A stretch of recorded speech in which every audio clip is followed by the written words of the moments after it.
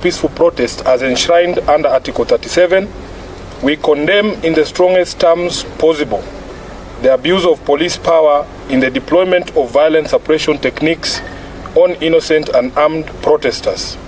Our position is that no one has to die in exercise of the rights under Article 37. We further condemn the ongoing arbitrary abductions of innocent Kenyans who are carted away in the most violent and inhumane manner and held incommunicado for days.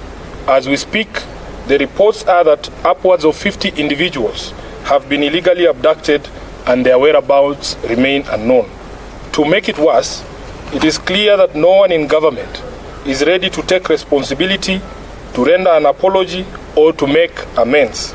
The head of state himself has tried to distance his regime from these killings, injuries, and abductions, instead conjuring up theories when everyone can see the blood on his hands. We have the most callous, insensitive, and obtuse regime in the history of Kenya. It is no wonder that chants of Ruto must go are ringing out all across our land. Government must never abdicate its responsibility to protect life and the property of its citizens, and if it does, as Ruto has done, it deserves to go. As a party that was founded on the tenets of social justice, we shall walk the journey of bringing about justice and accountability for all of the regime's crimes since they took power. We stand with the people in their quest to liberate themselves politically, socially, and economically. Kenyans asked us to stand with them against the punitive tax proposals in the finance bill, and we did.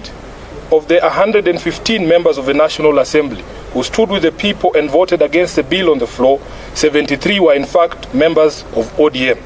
We applaud these great patriots and thank them for being true representatives of the people. As a party, we celebrate you for being on the right side of history, and the party has charged the Honorable Opio Andai and the Whip Junet Mohammed to convey this message to each individual member who stood with the people of Kenya. Sadly, a few of our members went against the wishes of the people and sided with the oppressor, and we will speak to the consequences shortly. In light of this state of affairs, the meeting has resolved as follows. Number one, that it is time for all of us in the political leadership to begin to listen. Listen to what the people are saying and not to our own voices. The young people have spoken in plain language that should be clear to everyone. Let's not be vague. Let's just do what the young people are telling the government to do. Number two, we consider this to be Kenya's last best chance. The youth have given our country our last best chance. We either seize it and swim with it by implementing all their demands, or we ignore it and sink the country altogether. Number three, that the Kenya Kwanza regime must take full responsibility for all the deaths, injuries, and destruction of property arising from the violent suppression of peaceful protests. The president must publicly direct his security organs to forthwith seize the ongoing abductions, an exercise that we believe is being undertaken with his full approval and the approval of the state. He must account for and order the release of all detainees abducted by these security agencies. Number four, that the Independent Police Oversight Authority must expedite investigations into all these incidents, including allegations of mass murder by police in Githurai and in Rongai. We were shocked to watch the president claim on live television that only one life was lost. It tells you how out of touch with reality he is. Number five, that in our view, what happened on the 25th of June 2024 amounted to a vote of no confidence in the Ruto regime.